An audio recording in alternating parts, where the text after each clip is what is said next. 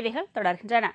சர்வதேச செஸ் போட்டியில் வெற்றி பெறுவதற்காக தான் 3 மாதம் தொடர்ந்து தீவிர பயிற்சியில் ஈடுபட்டதாக இந்திய செஸ் வீரர் விஸ்வநாதன் ஆனந்த் தெரிவித்துள்ளார். கடந்த வாரம் ரஷ்ய தலைநகர் மாஸ்கோவில் நடைபெற்ற சர்வதேச செஸ் போட்டியில் இந்திய செஸ் வீரர் விஸ்வநாதன் ஆனந்த் அற்புதமாக விளையாடி ரஷ்ய வீரர் கெல்பாண்டை வீழ்த்தி சர்வதேச சாம்பியன் பட்டத்தை 5வது முறையாக வென்றுள்ளார். வெற்றி முகத்துடன் சென்னை திரும்பிய அவருக்கு விமான நிலையத்தில் உற்சாக வரவேற்பு அளிக்கப்பட்டது. சர்வதேச போட்டியில் 5வது முறையாக வெற்றி பெற்றது தொடர்பாக அவர் இன்று சென்னை தேனாம்பேட்டையில் உள்ள நட்சத்திர ஹோட்டல் ஒன்றில் பத்திரிகையாளர்களை சந்தித்தார். அப்போது பேசிய ஆனந்த், இந்த போட்டியில் வெற்றி பெறுவதற்காக தாம் கடந்த ஜனவரி 15ஆம் தேதி முதல் ஏப்ரல் 15ஆம் தேதி வரை பயிற்சியில் ஈடுபட்டதாக தெரிவித்தார். போட்டியின் போது 7வது சுற்று மிகவும் கடினமாக இருந்தபோதிலும் இருவரும் சுமூகமான முறையிலேயே விளையாடியதாகவும் தங்களுக்குள் எந்தவித மோதலும் ஏற்படவில்லை என்றும் அப்போது ஆனந்த் குறிப்பிட்டார்.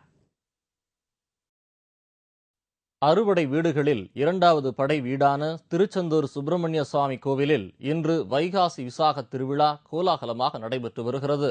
ஏராளமான மக்கள் பாத யாத்திரையாக வந்து குவிந்த வண்ணம் உள்ளனர். அறுபடை வீடுகளில் 2ஆம் படை வீடும் குரு பகவான் பரிகார ஸ்தலமுமான திருச்செந்தூர் முருகன் கோவிலில் வைகாசி விசாக திருவிழா முக்கியமான ஒன்றாகும். இதனை முன்னிட்டு திருச்செந்தூர் சுப்பிரமணிய சுவாமி கோவிலில் விசாக திருவிழா கோலாகலமாக நடக்கிறது. திருநாளை முன்னிட்டு தமிழ்நாட்டின் பல்வேறு பகுதிகளில் இருந்தும் பக்தர்கள் விரதமிருந்து பாத யாத்திரையாக வந்து குவிந்த வண்ணம் உள்ளனர். இன்று அதிகாலை 1 மணிக்கு கோவில் நடை திறக்கப்பட்டது. 1:30 மணிக்கு விஸ்வரூப தீபாராதனையுடன் 2 மணிக்கு உதய மார்த்தாண்ட அபிஷேகமும் நடந்தது. மாலை 4 மணிக்கு நடைபெறும் சிறப்பு தீபாராதனைக்கு பின்னர் முருகப்பெருமான் வீதி உலா நடைபெறும். வைகாசி விசாகத்தை முன்னிட்டு ஏராளமான மக்கள் திருச்செந்தூரில் குவிந்த வண்ணம் உள்ளனர். இதேபோல் 1ஆம் படை வீடான திருப்பரங்குன்றத்திலும் வைகாசி விசாக திருவிழா கோலாகலமாக நடந்தது.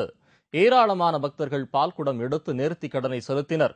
பின்னர் முருகப்பெருமானுக்கு சிறப்பு அபிஷேக ஆராதனைகள் நடைபெற்றது.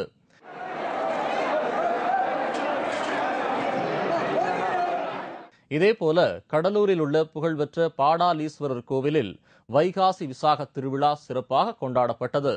இதனை முன்னிட்டு நடந்த திருத்தேர் ஊர்வலத்தில் ஏராளமானோர் கலந்து கொண்டு தேரை வடம் பிடித்து இழுத்தனர்.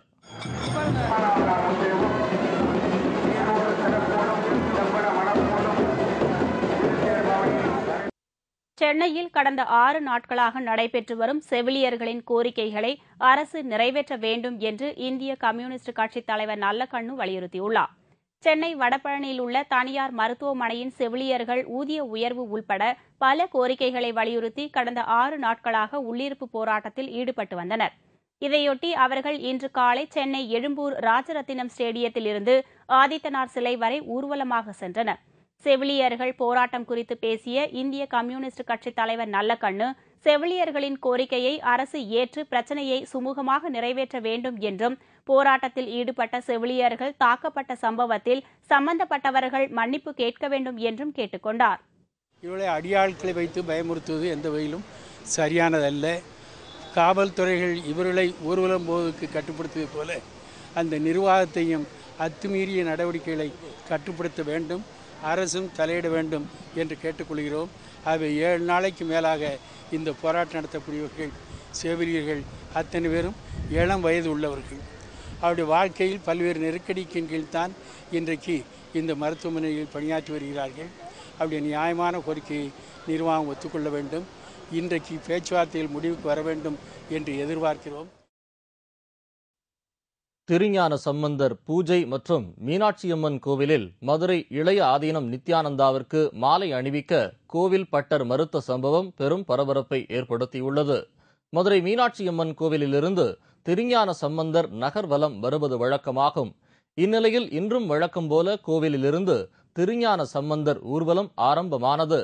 ஊர்வலம் மதுரை ஆதீன மடத்திற்கு அருகில் வந்ததும் 292வது ஆதீனம் அருணகிரிநாதரும் 293வது ஆதீனம் நித்யானந்தரும் திருஞான சம்பந்தருக்கு பூஜை செய்வதற்காக வந்தனர். பூஜைகளும் நடைபெற்றது. எனினும் கோவில் பட்டர் அருணகிரிநாதருக்கு மட்டும் மாலை அணிவித்தது நித்யானந்தாவின் முகத்தில் வாட்டத்தை உண்டு பண்ணியது. மீனாட்சியம்மன் கோவிலுக்குள் அர்த்த மண்டபத்திற்கும் நித்யானந்தாவிற்கு அனுமதி மறுக்கப்படும் நிலையில் திருஞான சம்பந்தர் பூஜையிலும் அவருக்கு முக்கியத்துவம் கொடுக்கப்படாதது அவருக்கு வருத்தத்தை ஏற்படுத்தியுள்ளது. இந்நிலையில் செய்தியாளர்களை சந்தித்த நித்யானந்தர் ஜூன் 5ஆம் தேதி நடைபெறும் குரு பூஜைக்கு பந்தல் போடுவதற்கு காவல்துறை அனுமதி மறுப்பதாக குற்றம் சாட்டினார். மேலும் நித்யானந்தர் திருவண்ணாமலை சென்று பூஜைகளில் பங்கேற்க உள்ளதாக அருணகிரிநாதர் அப்போது அறிவித்தார்.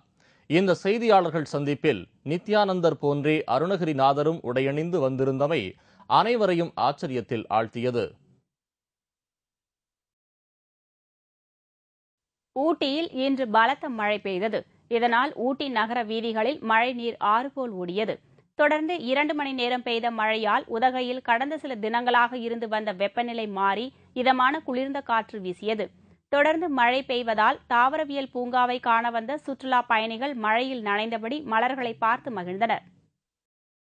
புகழ்பெற்ற சுற்றுலா தலமான குன்னூரில் ஒரே மேடையில் 4 மாணவிகள் கலந்து கொண்ட கோடைகால சிறப்பு பரதநாட்டிய அரங்கேற்றம் நடைபெற்றது. கோடைகால சுற்றுலா தலமான குன்னூரில் நடைபெற்று வந்த கோடை விழா நிகழ்ச்சிகள் நிறைவு பெற்றதையடுத்து சிறப்பு பரதநாட்டிய அரங்கேற்றம் ஏற்பாடு செய்யப்பட்டிருந்தது. இதில் குன்னூர் நாட்டியாலயா நடனப்பள்ளி மாணவிகள் 4 பேர் ஒரே மேடையில் அரங்கேற்றம் நடத்தி சுற்றுலா பயணிகளை மகிழ்வித்தனர்.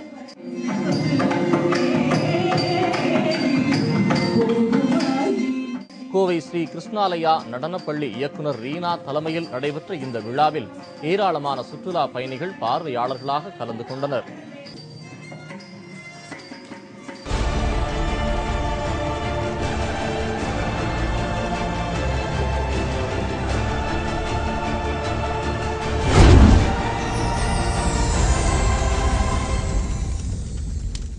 ஆச்சரியம் ஆனால் உண்மை. கத்தியை கையாள்வது ஆபத்து என்பது அனைவருக்கும் தெரியும். இந்நிலையில் இளைஞர் ஒருவர் 2 கத்திகளை மேஜையில் தலைகீழாக குத்தி அதன் பின்பகுதியை பிடித்தவாறே தலைகீழாக நிற்பதோடு தனது தலைக்கு நேரே கீழே செங்குத்தாக நிறுத்தப்பட்டுள்ள கூர்மையான கத்தியை தனது வாயினால் எடுத்து வைக்கும் ஆச்சரியமான காட்சியை பாருங்கள்.